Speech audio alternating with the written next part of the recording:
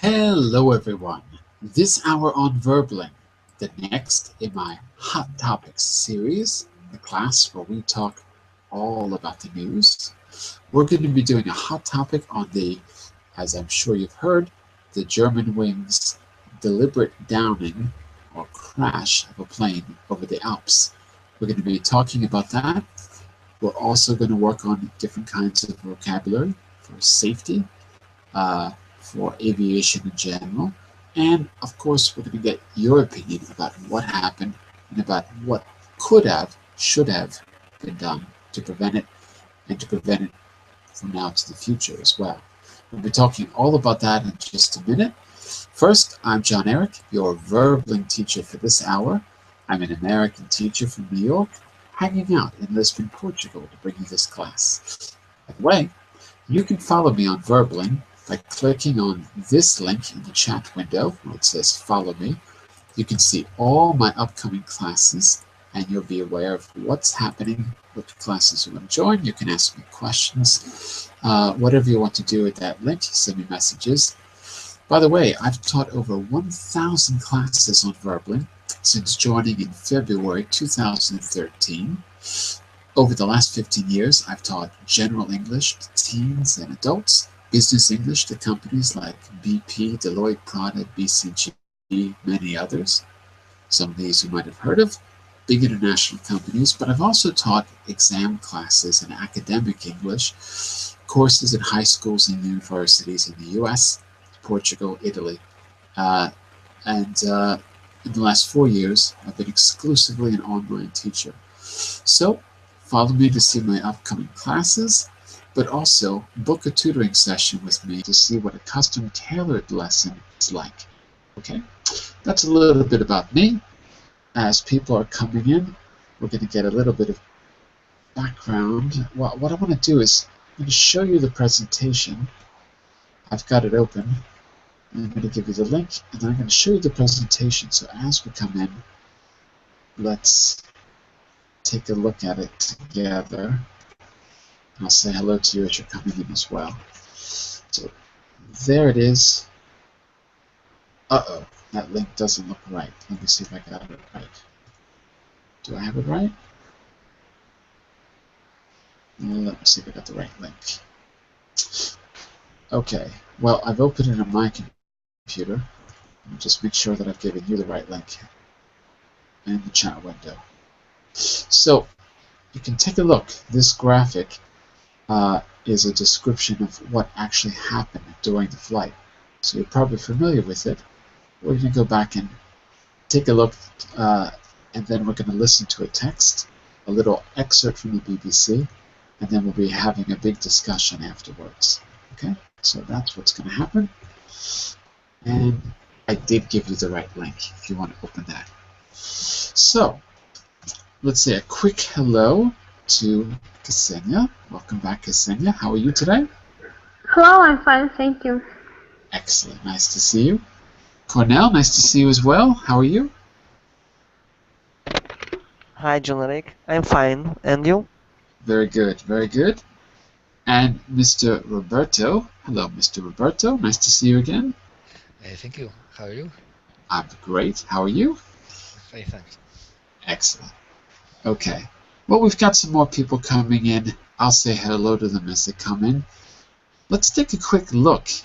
Have you been following the news? I mean, you can't escape it. It's on every headline about the flight. Particularly dramatic because it seems very clear that it was something deliberate that happened.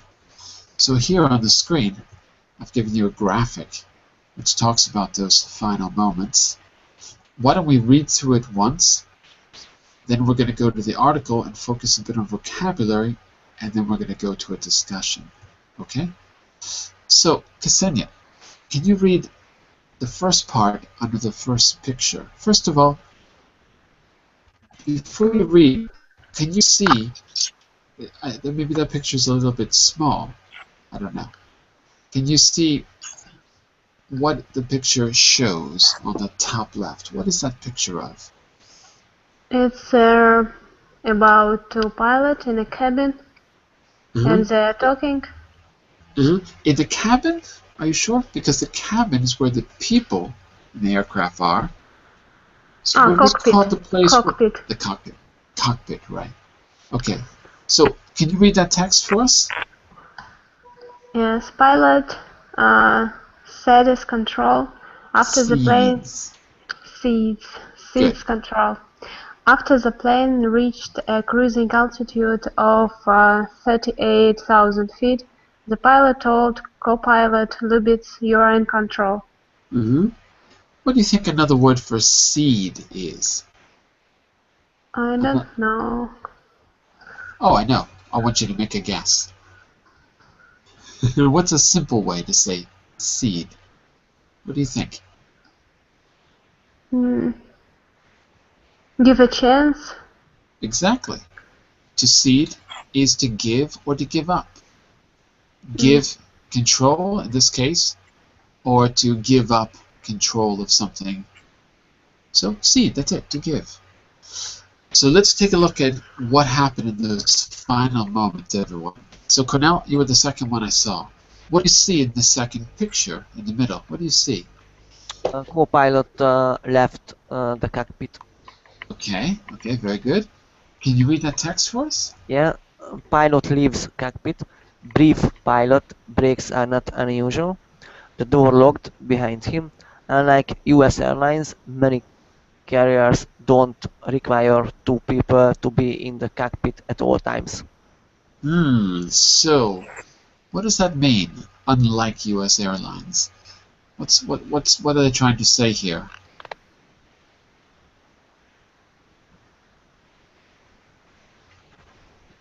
According to US airlines rules, it is not allowed to be one person in cockpit. It is allowed or not allowed? I couldn't hear you. Sorry. Not allowed to be one person in the cockpit. So apparently Europe has different regulations. Apparently.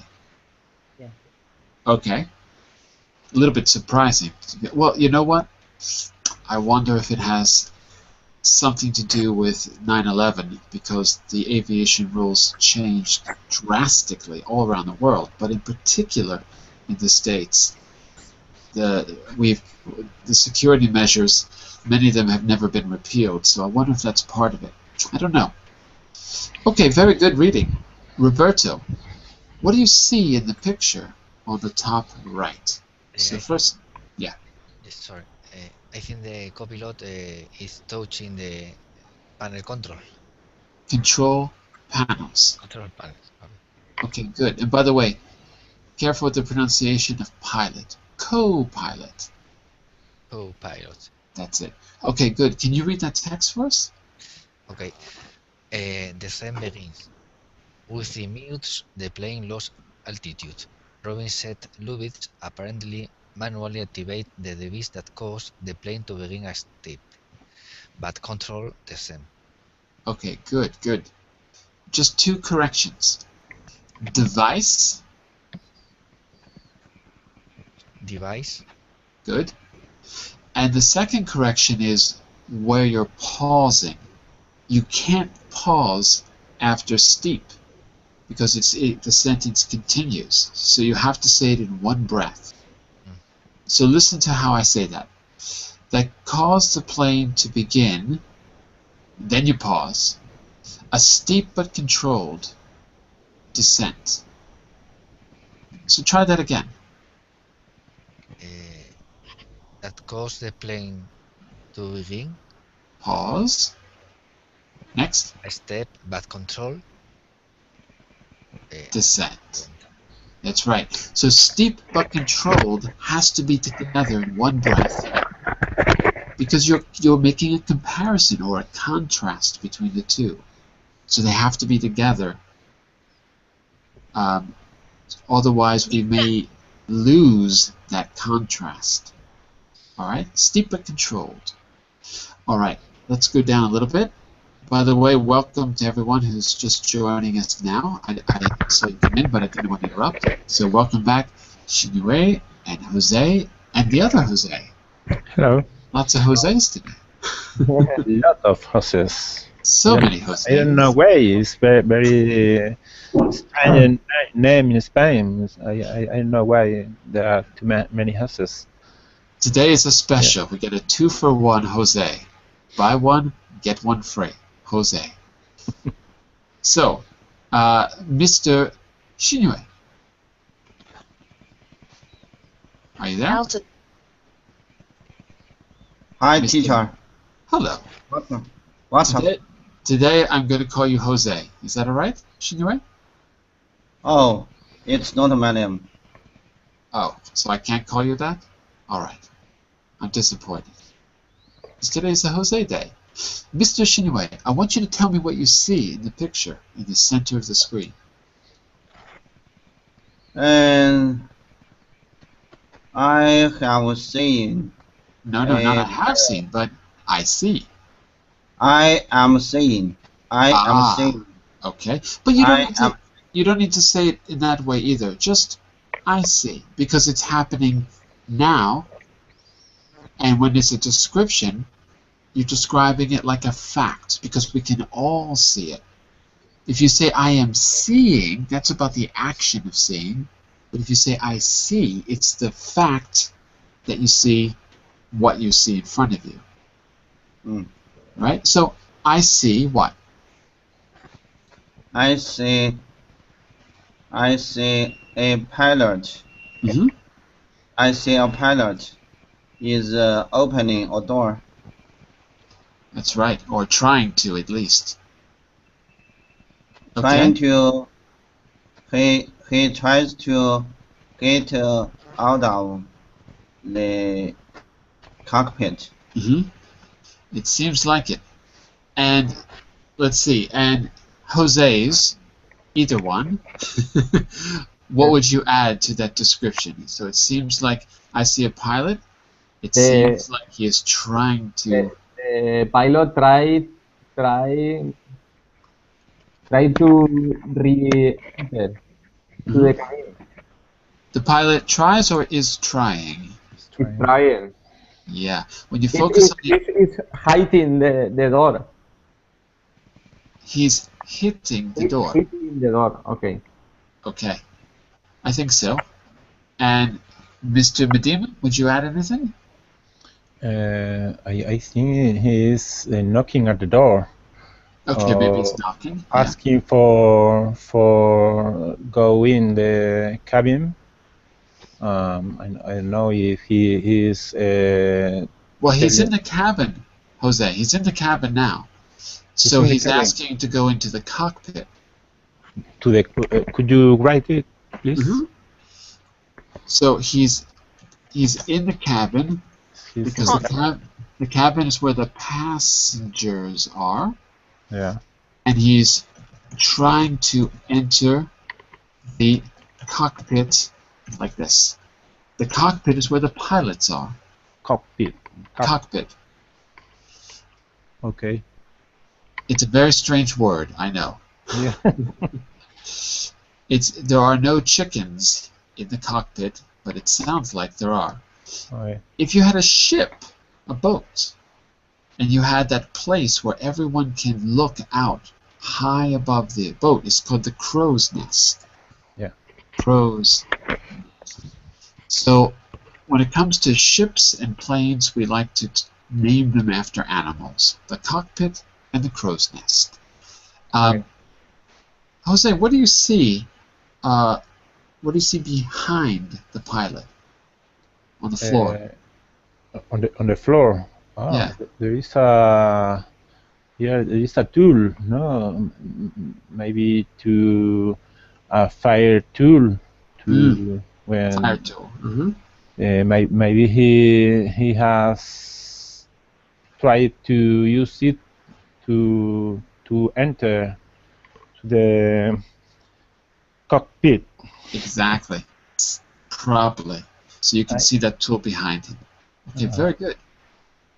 We're gonna read through the other actions that took place, and then we're gonna do a little bit of listening and talk about some vocabulary. The second half of the class is going to be a big discussion about what to do about this kind of situation, or what could have been done. Let me just say a quick hello, everyone, to Halim. Hello, Halim. How are you? I'm fine, thank you for asking. How about you? Very good. And where are you from, Halim? I'm from Morocco, from Casablanca. From Casablanca. Morocco is one of my favorite places on the planet. Although I've never been to Casablanca. Thank Just you, been to the Joey. north. Me too. Me Very too. nice place. Have you been there, Jose? Yes, a lot of time. I live in Granada, very near to Morocco. I used to travel there and have very good time, very quiet and relaxing times there. I like a lot of the Moroccan people, very friendly and quiet. I like a lot there. It's very special for me travel there, traveling there. Halim, we were all Thank big you. fans of Morocco. Thank you. Thank For you, me, Hussein, Moroccan because are you are brothers. welcome. Are brother for me because I'm from Granada. My second name is Medina.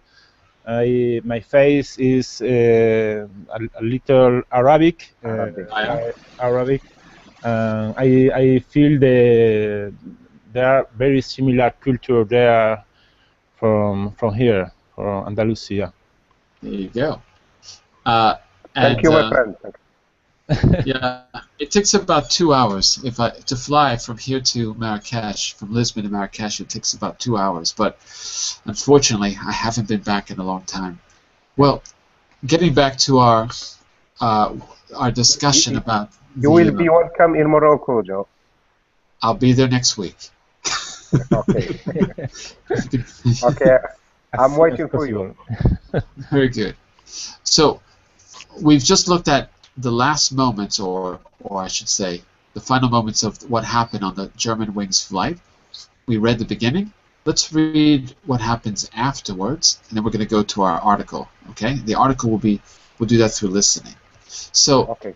Shinue, can you read the first text on the top left? You were the first, I believe, to speak. The one where it says pilot tries. Okay, for me? This is for Mr. Shinue. Okay. Wait a second. You should be patient. Okay. I'm very patient. Pilot tries to re-enter, and plane continued its 8-minute descent. The pilot knocked, increasing urgently, yelled for Lewis to open the door, then tried to break it down with a small emergency axe, reported the German newspaper. Failed. That's right. So that tool was an axe, Jose. Is it a tool? It's an axe. Emergency axe. Okay. I have seen There is an axe on the floor. That's right, behind the guy. Okay, Mr. Ochento, can you read the second text in the middle for us?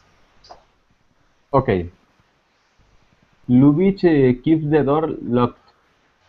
A type of safeguard allows access from the outside if people in the cockpit are incapacitated. But Robin said Lubitsch deliberately overrode the safeguard and kept the door locked. Okay. It's a little hard to hear you. You're very quiet, Jose. Okay. So, 2 words to repeat. The first, be careful of the R's. Overrode. Overrode. Road. That's better. What does this word means? Overrode. Well, first, look at the verb rode and tell me. That's the past form. What's the root? What's the infinitive of rode? It's an irregular verb. To what? Ride. To ride. Right. Ride, rode, and have. Ride, rode, Rhythm. ridden. Ride, rode, ridden. That's right. So now you know that ride is like what you do in a car. You ride a car, right? Yeah. So if you override, that has nothing to do with a car, unfortunately. You can't really... Ooh, Mr. Jose, that's very loud. Oops. Careful of your mic. If you override, you can think about it like this. Think about a situation that we can, that maybe we can all remember from the news or something, or maybe from a movie, a disaster movie. To prevent a missile from being fired, you could hit the manual override and stop it. To prevent the missile from being fired, the man hit the manual override and prevented it. So what do you think the manual override is? What is that? Mr. Medina, because you were saying, what is it? So when you drive, when you ride a plane, you can use an automatic controls. Yeah. And when you override or manual. In this case, or manual. In this case, is automatic, no? I would say the opposite, actually. I would say Lubitz deliberately overrode. So he did it deliberately, therefore it's manual. Oh, okay. Think about that example I just said. To prevent the missile from launching, the president used his manual override button. Okay. I'm going to write that for you, and then you tell me what manual override means. Override is the saying that the cancel, no, John? I can't write and speak at the same time. My brain only does one thing at a time. To prevent the missile from launching, the security forces used a manual override button to stop it. Okay, so I'm going to give you this sentence in the chat window.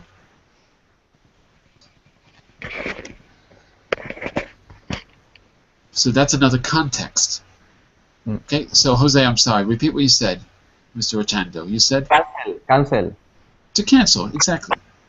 Well put. It's very simple. To cancel. That's it. It's a cancel button, and it's manual. So as you were reading, Lubitz, the co-pilot, the guy who locked himself in, he canceled. That means he overrode the safeguard. By the way, what do you think safeguard is here, class? Is this guard like a bodyguard? Is safeguard a person or a thing? Class. It's camera which type their message or voice or action in the cockpit. Camera? Are you sure? Maybe voice camera. No. I think it is the protection. It is a kind of protection, yeah. It's a kind of protection. It is, you're right, it is. So a safeguard can be many things. So, Ksenia, a safeguard could be a device, could be a system, right? It could be as, okay, Shinwei's got a good, yeah, Shinwei's got a good definition. A law, rule, or measure. So, that's it. Mr. Medina, you were the last, so could you read that last text on the bottom right side? Lubitz stayed silent. The voice recorded picked up no sound from the cockpit other than Lubitz's breathing, which could be heard until impact.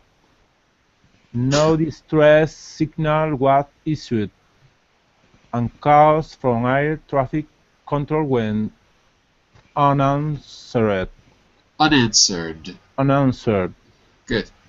The screams of the passengers were not heard until the very last moment, Robin said. Okay. This is taken from an article, so I don't know who Robin is because I didn't include the article. I just included the graphics that you can see. So, in a nutshell, the pilot gave control to the co-pilot. The pilot left the cockpit. A descent of the plane began. The pilot tried to re-enter. Lubitz, the co-pilot, locked the door and overrided any safety precautions that would open the door. He manually overrode them, and he was silent the whole time, but they could hear his breathing. The idea is he was in control, because if he wasn't in control, his breathing would be erratic or heavy, but his breathing wasn't heavy, so he knew exactly what he was doing. So that was the first clue. The topic of the article, now we're not going to read the article, we're going to listen to it and then discuss it. But the topic of the article we're going to listen to is World Airlines Change Cockpit Rules. Yeah. First, I want you to pay attention to some vocabulary.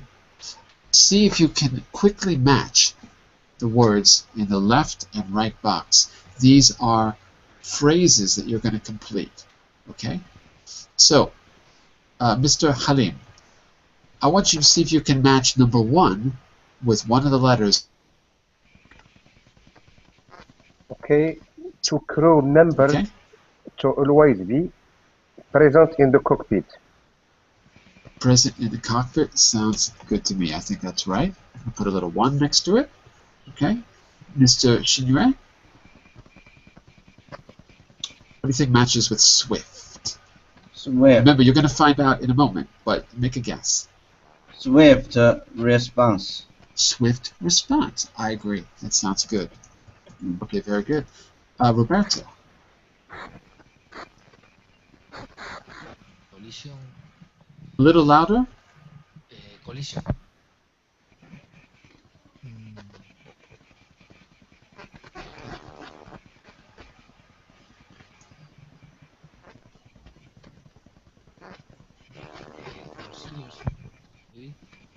You've got to speak louder, Roberto. Collision procedures. I can't hear you. Can you write the answer? Because you're very, very, very quiet. So just write it in the chat window, please. Okay? We'll come back to you in just a second. Ksenia, number 4? Collision. No, number 4? He's going to do collision. You do Cabin. cabin. Cabin silence. Cabin silence? I'm not sure what that means. So I'm going to put a question mark because I've never heard that before. Could be right. We'll find out in a moment. Roberto, don't forget, write your answer in the chat window so I can see it. Okay? Oh, I see. Collision procedures. Got it. Okay. So collision procedures could be. I'm not sure. So I'm going to put a little question mark. I'm not sure. Could be, though. We'll find out. Cornell, number 5. 5. Remember, some of these might be wrong, so you can choose any one that you think sounds right. Flight procedures or flight course in my point of view. Okay. So we're going to say flight procedures and maybe flight course. Maybe. Okay. Mr. Ochendo. Revamping their screening. Revamping means to improve or to do it again, but to do it again better. Revamping. Do it again better than it was. Okay. Procedures. That sounds good to me. If you revamp the procedures,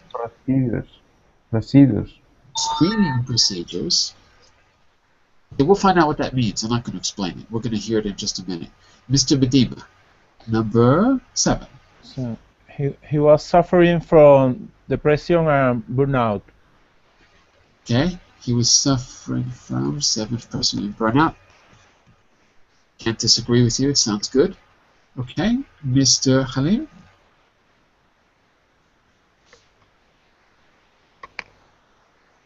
We're on number 8. 10% fit. 10% fit.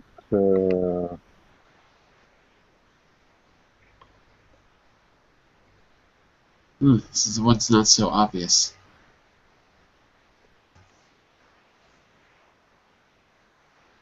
You're going to have to make a Something guess. was wrong. Something was wrong. F. 10% fit, something was wrong. I don't know if that works. I'll put it, but it sounds a little strange. Because it sounds like two different ideas. 10% fit. Something that needs to match with fit, maybe. Actually, I don't know if I know the answer to this one. I have to think for a second. Give me a second. I have to think for a second. This is what? Number 8, right? Number 8.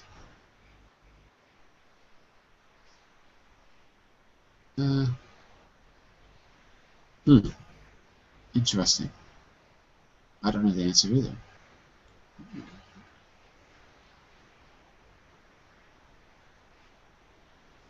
I don't know. I have to come back to that. I'm not sure either. Mr. Shinue, number 9, and then Roberto, number 10. Okay, and then we're going to go to the listening. Go for it, Mr. Shinue. Number 9. The pilot sensed the silence. Sensed silence. Okay, it makes sense. It makes sense. Sense the silence. I don't know if we would sense the silence, but we could say that in a sentence. Okay? So I'm not sure if it's the best choice, but it does make sense. But we'll come back. We'll find out in just a minute. Roberto, last one, number 10.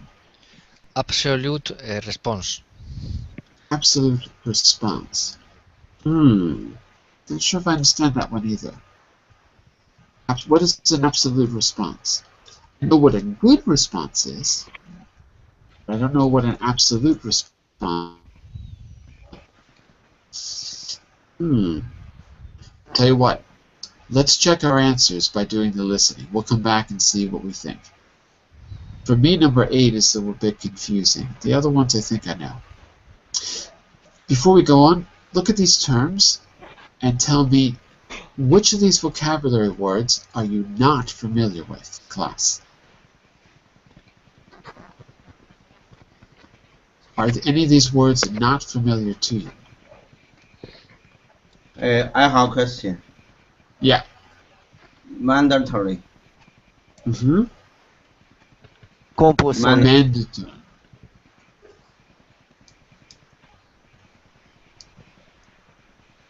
Cornell? Compulsory or obligatory. What do you think, Shinue? Does that make sense? I don't know. She is speaking Spanish. He's not speaking Spanish. He's speaking Hungarian and English. Mr. Cornell, maybe if you give us an example, it'd be more clear. What is mandatory, for example? Which mandatory? Can you give us an example? For example, flight procedure or course is mandatory for pilot. Okay, let's think about something we can all relate to. If you're on the plane, what does the cabin crew do that is mandatory in every single flight? The flight should stay in the cockpit. I had another idea in mind. In every flight, the flight attendants go through the safety procedures with you, and they give you a little song and dance. In the event of a water landing, you will inflate your life vest, and they show you, that little ritual in the beginning. So you've got the little thing. If there's an emergency, the oxygen mask will come down. Put it on your face. pull the vest. You know, they've got that little ritual. So that safety procedure is a mandatory. It's a mandatory procedure in every flight. So mandatory means what, Shinwei? In this case, the safety procedure is mandatory. Do they have a choice? Can they do it or not do it? Do they have a choice? They don't have choice. Exactly. So mandatory is when you don't have a choice. You must do something. Okay?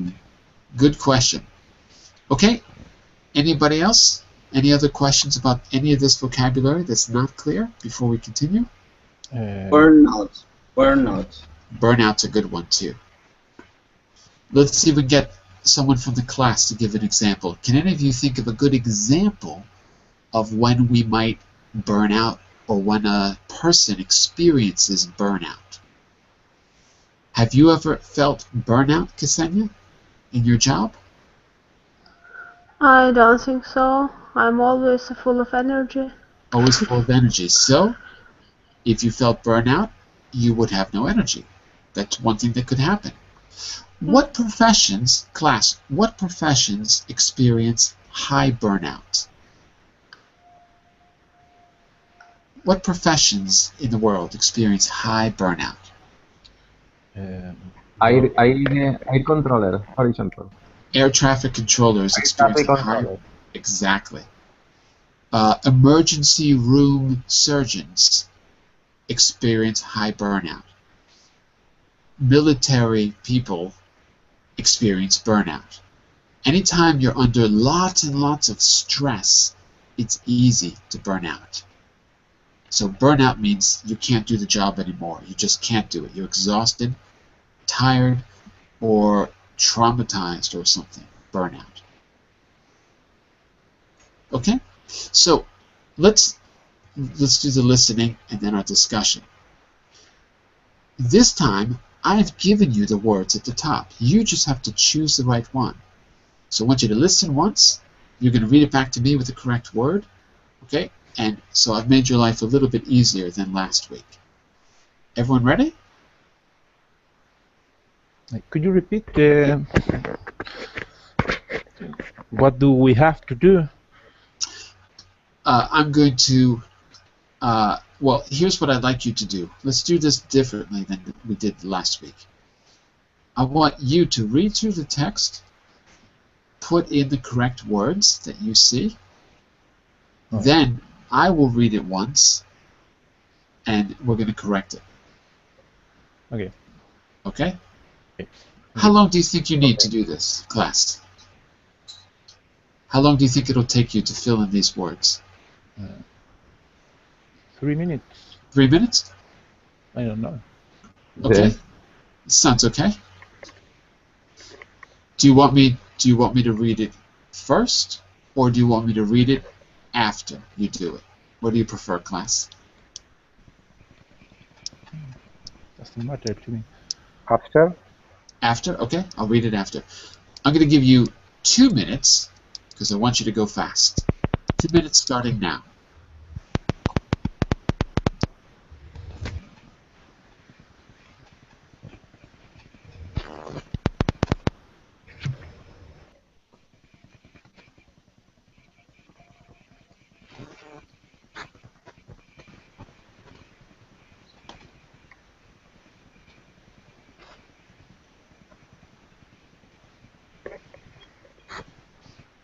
One minute, 30 seconds left.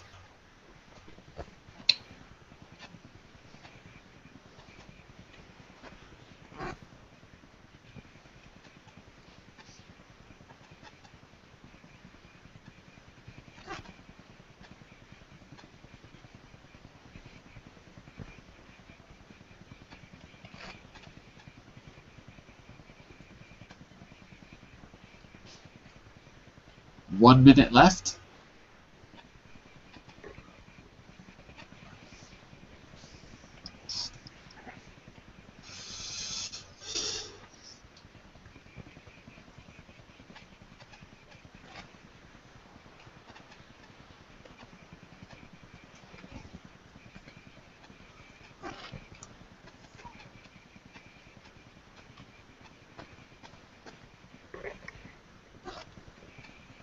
30 seconds left. Don't feel any pressure.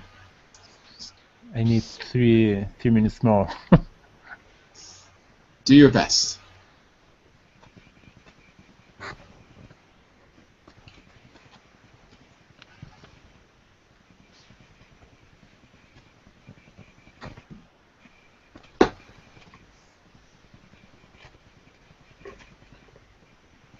Time is up. Time is up. Okay? So, why don't I read it and then you check your answers? Is that okay with everyone? Or do you prefer to read it yourself? You read it. Okay? Okay, here we go. Everyone listen. Give me a second to open it on my computer. Okay, here we go. Airlines across the world have begun putting in place requirements for 2 crew members to always be present in the cockpit. The new measures come in the wake of the Germanwings crash in the French Alps on Tuesday, in which 150 people died. The swift response from airlines is because of the news that the co-pilot of the Germanwings flight had deliberately crashed the plane. Reports are that he locked the pilot out of the cockpit and set the aircraft on a collision course with the mountain. Britain's Monarch Airlines said having 2 pilots ever present in the cockpit would now be mandatory on all its flights. Cabin crew will also regularly enter the flight deck during the flight to check on the pilots. Airlines are also considering revamping their screening procedures to assess the mental health of pilots. There is speculation in the media that the Germanwings co-pilot was depressed. He had to stop his training 7 years ago because he was suffering from depression and burnout. His boss said the co-pilot had taken several months off work and had to retrain to join the company, but insisted he was 100% fit to fly. News is also emerging of the final moments of Flight 9525. The pilot sensed something was wrong after he had gone to the toilet and realized he was locked out of the cockpit. There was absolute silence in the cockpit as the co-pilot steered the plane into the mountain. And there you go.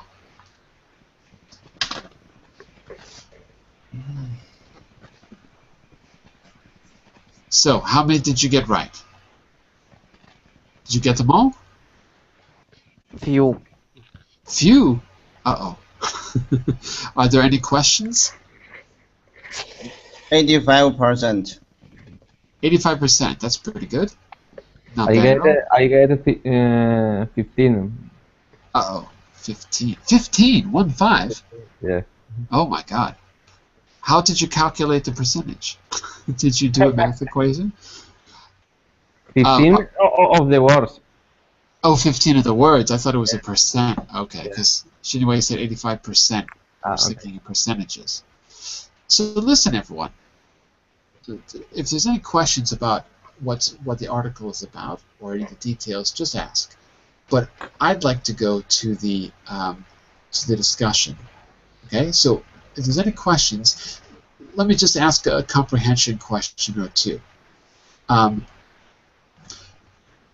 Where will many airlines require? Listen carefully. Where will many airlines require 2 crew members to be at all times? Class. Where? First comprehension question. Where will many airlines require 2 crew members to be at all times? In USA, no? It's your. Hang on a second. I don't mean where in that sense. I mean Where in the plane? Okay. In the cabin. In Cockpit. in the cockpit. In the cockpit. Okay. And maybe I guess they refer to it also as the flight deck. Okay, so what word was used to describe the speed of the airplane's response? Do you remember? Of the swift response. Very good. Okay. What was the name of the crew member who was locked out of the cockpit? Not his personal name, but his position. Who was locked out of the cockpit? Class? Vice pilot. Co-pilot. Co-pilot. I would accept co-pilot. Yeah. Co-pilot. I would say that. I could also say pilot because I think he was the principal person, and Lubitz was the co-pilot. But co means two, and there were two people, so co-pilot is okay for both, I guess. It makes sense. Okay. Let me see, one more. How fit did a boss say the pilot was to fly? How fit did a boss say? Let's say co-pilot. How fit did a boss say the co-pilot was to fly? Was 1%, 100% fit. 100% fit is correct. All right, I think you've got the. I think you've got all the details here. Let's turn it over to discussion. Well, how safe do you feel now flying? Do you think, does this affect how you feel about flying, class? Do you feel safe, or do you feel less safe than before now? What do you think? Less safe. I think less safe than before. Halim, why do you feel less safe? Because some people could be crazy. Yeah. Some people are definitely crazy. Yeah. Sorry, Halim, we cut you off. Yes. Say again, Halim? I'm less safe now because when a pilot or co-pilot is authorized to pilot, even though he is depressive or burnout, it's a big mistake. Yeah, it reminds me of 9/11 when they found out that the pilots who crashed into the World Trade Center, they had. Do you remember this media story from well, now it's almost, it's 15 years ago now. Yeah. Do you remember this story in the media? The story was that the pilots went to school, they learned how to fly the plane, but they quit before they learned how to land. Yeah. When someone quits before they learn how to land a plane, you have to ask yourself, why are they doing the flight training if they don't want to know how to land the plane? Yes. It makes you think, right? Yeah. So whose fault?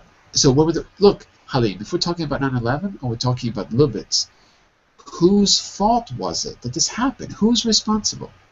I mean, was the screening the problem? They didn't screen the pilots well enough? Was the training the problem? Was it unavoidable? What do you think? Maybe it's human resource management problem, because when you have a salary who is depressive or burnout, he as a company, as a management of company, right. you have to provide him to do his job, because he's in job with a particular job. Rules have to be why can I see it? In place. Rules have to be in place. In place, yes. So it's very. What I find strange is that in the U.S. it's mandatory to have two people in the cockpit at all times, and in Europe it isn't, because that could have solved the problem. I also find it strange that the cockpit allows people to lock the door so that no one can enter. I find that a little strange too. I don't know what to think about that. Oh, we lost Ksenia. I was going to ask her a question. She left. Mr. Cornell. But if oh, you, I'm sorry. Sorry. Go ahead. This rule to permit locking the cockpit was done after 9/11, because this rule don't permit to someone to enter to cockpit. Yeah. To save pilot and co-pilot. It makes sense. Yeah. Although if you think about it, if someone wants to crash a plane, there's nothing you can really do to stop them except don't let them on the plane. I mean, once they're in the plane, what can you do? No, Halim, sorry for the interrupting. Do you know what the antecedent was? Because the co-pilot was idiot, and he is depressed because girlfriend of co-pilot left him prior to one day the accident. So responsibility is for the management of Germanwings. So there is no enough and appropriate and proper filter for pilot on time and in time. So it is mission impossible. So and many people died because of his idiotism. Yeah, I am very angry due to this accident. Plus, what was he thinking? What was going through his mind? It's crazy. Oh, he's crazy. The guy's obviously crazy. Yeah, right. He was crazy. How long ago? Not how long ago, but how long before the accident did his girlfriend leave him? Do you know? One day. One day. Oh my God. Yeah. Oh my God. One day. So. It's unbelievable. Well, I want to get some opinions. What on earth could we have done to stop, or what can we do to stop it in the future? I think, John, in few years it will be possible to control the flight from the air tower control. I read an article about it. There you go. That makes perfect sense. Yep. So there's so many people in the air control tower that they can't all be crazy, right? So that makes sense. So that was the problem. They couldn't do anything.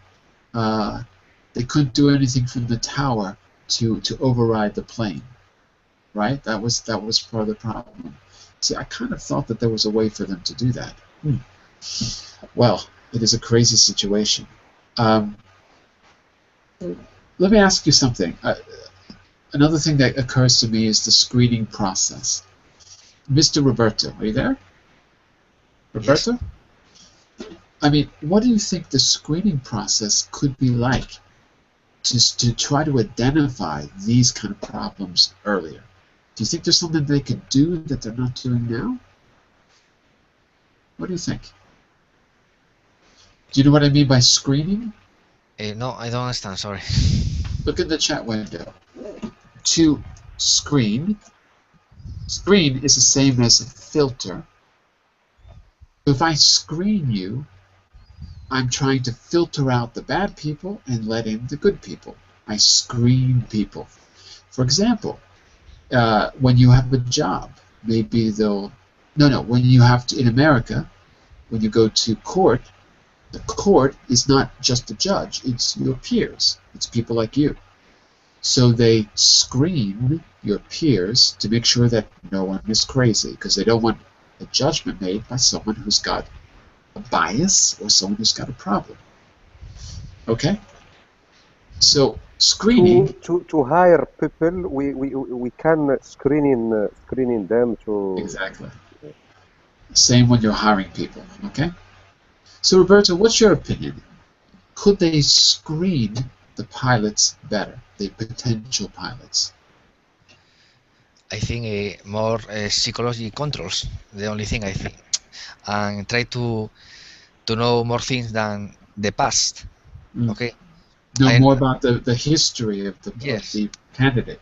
I think it's personal details. I think it's the security against the liberty, the freedom.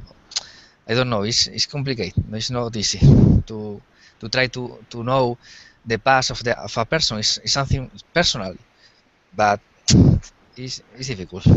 It's difficult. It's true. It's a good point, because where do you draw the line between privacy? I mean, obviously no one wants anyone to get killed, obviously, but where do you draw the line with looking at personal history? So what if this guy's depressed? Everyone is depressed. That doesn't mean they should be turned down for a job. Mr. Shinyue, do you think we should prevent people who are depressed or have a history of depression from getting jobs? I think okay, if you are a depression, if you are and you can go on and you are well, you can flight. I think okay, but if you are not good, no, But you can't. He was passed. They said, oh, you were depressed, but now you're fit to fly, right? Mr. Shinyue, I think we cut you off there. Do you think we should prevent people with a history of depression from doing these kind of jobs? What do you think about that, Shinyue? In my opinion, those people should put into a jail. Put into jail. But I'm saying before they do anything wrong. I mean, just depressed people. Haven't you ever been depressed, Shinyue? I'm depressed all the time. And me too. Wait a second, it's my turn. Those people should be sent into a comfortable place to relax. After they relax very well, they can go to work. That's what happened with this guy. He had 6 years to relax. He retrained, he passed the test, and he killed 150 people. So, I know there's not really an easy answer, but it's mind-blowing. It's really hard to understand. And in my opinion, the scientist should find the head of this guy, and research his brain and try to find the deeper reason about the accent. I think it's a very good idea. Well, listen, everyone, we've got to stop here. It was an interesting discussion. We've got lots of good vocabulary as well. And I don't know if I can help change the world, but at least if we talk about it, you know, it makes a difference and it gets us to thinking. We can create a culture where these things matter and are talked about. So that's one thing we can do at Verbling. Don't forget, you can follow me on Verbling by clicking that link in the public chat window, or this one in the private chat window, and you can see all my upcoming classes. Don't forget to follow me so you can see the upcoming classes. I'll be back in 30 seconds to start the next class, our business class. We're going to be working on, we're talking about project management, okay? Doing business skills. Bye for now, everyone. Great class. Great to see you, everyone. Bye-bye.